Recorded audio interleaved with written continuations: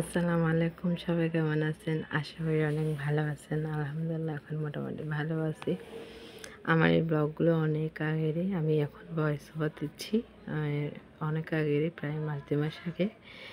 আর এখনও বৃষ্টি অল্প অল্প পড়তেছে, যখন অতিরিক্ত বৃষ্টি পড়ছিল তখনকার।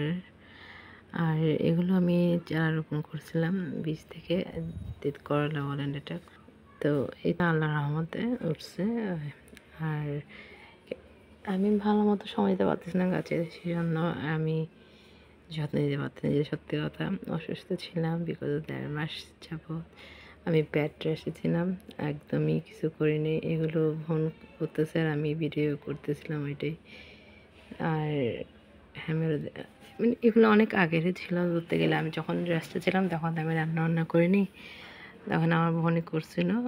সব কিছু আমি ওরা শিখাই দিয়েছিলাম। আর এগুলো আমি অসুস্থ হওয়ার আগেই, যেগুলো আমি ভিডিওটা করে গেছিলাম আমাদের জন্য, ওই জন্য। আর এমন যে কি বলবো, মানুষ চেনা যায় যখন আপনি অসুস্থ হন। আর অসুস্থতার মধ্যে চেনা যায় কে বেশি আপন কে পর।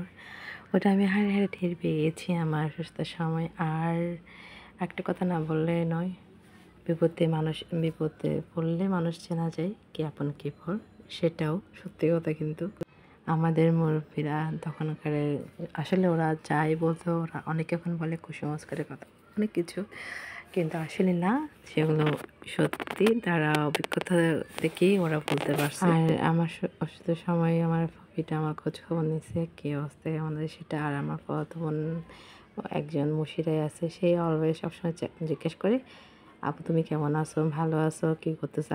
মানে বলতে গেলে এখন ওরাই একটু খোঁজ খবরটা রাখে, বাকিরা তো নাই বললে নাই। আমার ধরতে গেলে অনেক রিলেটিভস আছে, সবগুলো হচ্ছে সুখের সময়ের জন্য আসে। আর দেখলে কেমন আছে, না দেখলে নাই, ওই ধরনেরই। আসলে এখনকার এটাই চলতেছে, সামনে দেখলে হাই, না দেখলে নাই। আসলে এটা সত্যিকারে, সেটা আমি নিজের, আমি কি বলবো, আসলে হাজব্যান্ড দিয়েও আমি পরিচিতি পেয়েছি।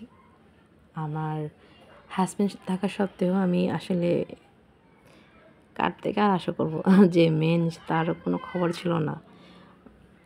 সো আমি সবাইকে এটা বলবো, ভুলেও কখনো কেউ মিডল ইস্ট অ্যান্ড কেউ বিদেশি জামাই বিয়ে করবে না।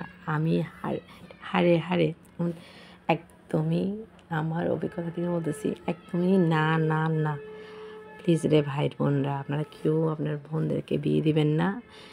দুবাই প্রবাসী বলুক, যেটাই বলুক, দিলে দেশের কারনামা অনেক ভালো, যেটা আমি মনে করতেছি। কারণ আমি সাফারটা আমি করতেছি, আমি ওই জন্য আমি এটা বলতেছি।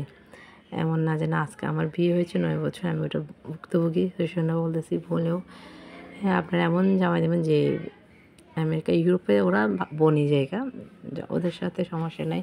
ইউরোপিয়ানরা বনি জায়গা, ওদেরকে দিতে পারেন, বাট মিডল ইস্টে কেউ দেবেন না বিয়ে।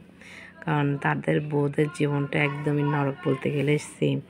তারা মরে গেলেও তাদের যাওয়ার খোঁজ খবর থাকবে না, কেউ ওরা জানতে পারবে না আসলে।